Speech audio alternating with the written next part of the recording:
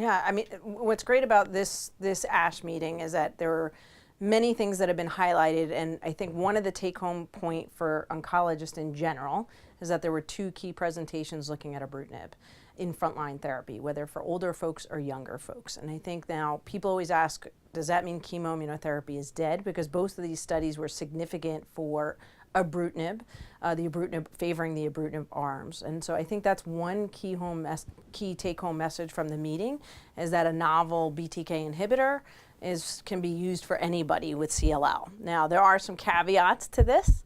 And so I think that one of the things that folks always ask about is are younger folks who have favorable prognostic markers such as the mutated IGVH, can those guys still receive chemoimmunotherapy?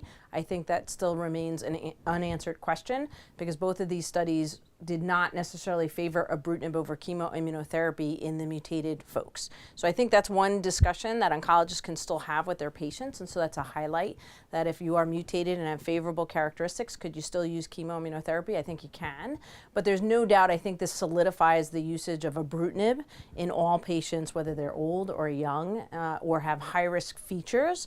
For sure, I think patients who have either a 17p or p53 deletion or who are unmutated, we would favor ibrutinib combination. And so I think that's one highlight that oncologists also need to take home, is that if you have adverse features, if the patient has adverse features, you really should be favoring novel therapies over chemoimmunotherapy, and that's another take home. There's obviously lots of new and exciting data that got presented at this meeting. Looking at whether or not there should be combinations of novel agents together. A lot of information regarding minimal residual disease at this meeting, so we can talk more about that.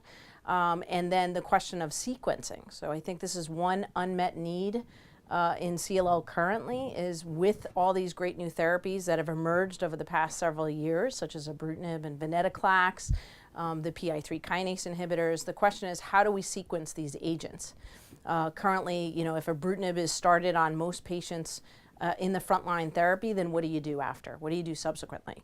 And so I think this is some of the meeting highlighted some of the things we can do post-ibrutinib, but I think long-term data, we still need long-term follow-up data. But there were several exciting presentations looking at after ibrutinib, if somebody has progressed, if they're intolerant to ibrutinib, can you go on to a different B-cell receptor agent, or do you go to a BCL2 inhibitor like venetoclax? So I think there's lots of different ways to proceed forward, and we're going to need just some long-term data about that.